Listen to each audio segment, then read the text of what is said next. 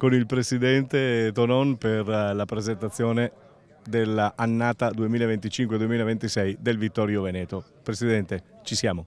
Ci siamo, buonasera a tutti, ormai la stagione è in arrivo, è un anno di grandi novità perché abbiamo rinnovato lo staff tecnico, molti giocatori che erano con noi da un paio di anni hanno deciso di cambiare, però il DS Luca Gaiotti ha fatto un bel lavoro quest'estate e siamo riusciti a rimpiazzare in modo credo positivo la rosa e anche a aggiungere ancora più giovani, visto che l'anno scorso abbiamo anche, siamo arrivati secondi nel premio per l'utilizzo dei giovani in eccellenza, e quindi questo per noi è un vanto, e per noi i giovani sono il futuro e sono quelli su cui vogliamo lavorare. Ecco.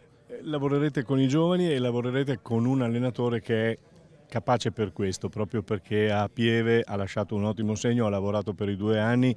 Siete coscienti che forse ci vorrà un po' di tempo, no, per il suo lavoro? È ovvio, con Omar c'è stato da subito un ottimo feeling fin dal primo incontro, e da parte nostra tutta la nostra massima fiducia e stima, e ha tutto il tempo per lavorare con questa nuova squadra che le abbiamo messo a disposizione, con questi giovani.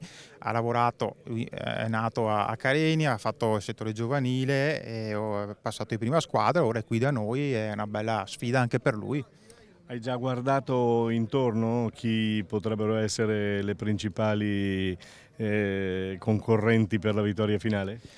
Beh, allora sicuramente i nomi sono sempre i soliti, quindi Porto Mansuè, Sandonà, e su di tutti il Borgorico C'è sicuramente. un allenatore che conoscete? Eh sì, un allenatore che ha fatto molto bene qua, lo saluto, c'è sempre stato anche lì un rapporto di stima reciproca e gli auguro il meglio per la sua stagione. Sicuramente attualmente sulla carta ha la squadra più forte.